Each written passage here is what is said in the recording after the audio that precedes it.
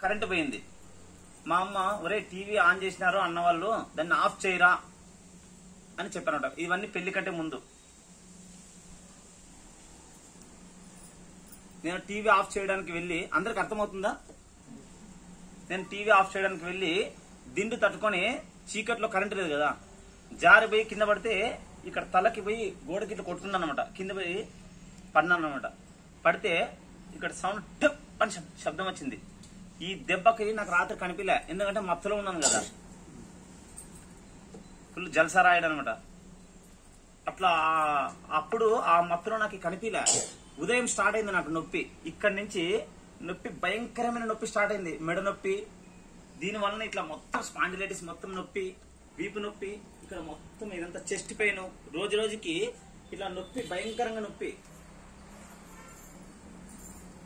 ఇంత జండు బామ్ అంటించుకుంటే కూడా తగ్గేది కాదు. కళ్ళు తిరిగేది దీని దెబ్బకి. రోజు రోజు నా ఆరోగ్యం క్షీణించిపోతుంది అనమాట, పూర్తి క్షీణించిపోతుంది. నాకు భయం వేస్తుంది అనమాట, ఏందబ్బా తలకు దెబ్బ తగిలితే ఇట్లా ఇదంతా ప్రాబ్లమ్స్ వస్తున్నాయి నాకు అని. కానీ మా ఇంట్లో ఒక పాజిటివ్ థింకింగ్ ఏం తెలుసా, ఎటువంటి గాయం ఎటువంటి దెబ్బ తగిలినా కూడా ఏం కాదులేరా. అందుకే పిల్లలు కింద పడితే అయ్యో పడే పిల్లోడు అనుకుంటే మనకు పరిగెత్తిపోరాదు, వాడికి భయం వేస్తుంది అనమాట. ఏం కాదులేరా అని చెప్పాలి వాడికి. వాడు హాయిగా లేస్తాడు, ఆడుకుంటాడు.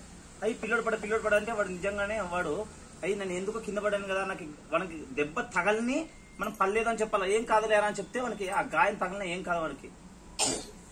అంటే నీ మాట నువ్వు కింద అయ్యో పిల్లోడు కింద పడాడంటే వానికి నెగిటివ్ పనిచేస్తావు అనమాట. ఏం కాదులేరా అంటే వానికి ఏం కాదనమాట. అట్లాగా మా ఇంట్లో ఏదైనా అమ్మ ఇట్లా ఉంది పర్సనల్ ఏం కాదులేరా అంటే చూడండి ఒక మాట మందులాగా పనిచేస్తుంది అనమాట. అందుకే డాక్టర్ కూడా ఏం చెప్తారంటే ఇది టాబ్లెట్ వేసుకో తగ్గిపోతుందిలే అని చెప్తారనమాట. అంటే ఆయన ఇచ్చిన మెడిసిన్ కంటే ఆయన చెప్పిన మాటే మనకి మందులాగా పనిచేస్తుంది అనమాట కదా. కరెక్ట్ కదా.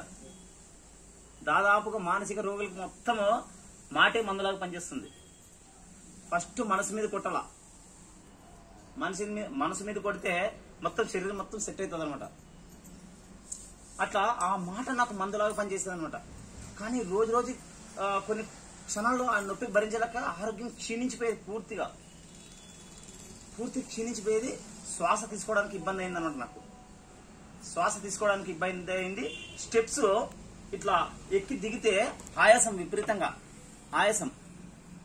మాటలు నత్తి మాటలు రోజు రోజు చేంజ్ అవుతుంది కదా, నా బాడీలో మొత్తం మార్పులు దీని దెబ్బకి. మాటలు నత్తి వస్తున్నాయి అనమాట. బాత్రూమ్ కానీ టాయిలెట్కి వెళ్తే కళ్ళు తిరిగి పడిపోయేవన్నీ ఉంటాయి. ఎప్పుడు ధ్యాస వస్తే అప్పుడు లేచిన వాళ్ళు బయటికి, అంతవరకు అక్కడే లోపలే. ఇట్లాంటి సిచ్యువేషన్స్ నుంచి ఈ ధ్యానం నన్ను బయటపడేసింది.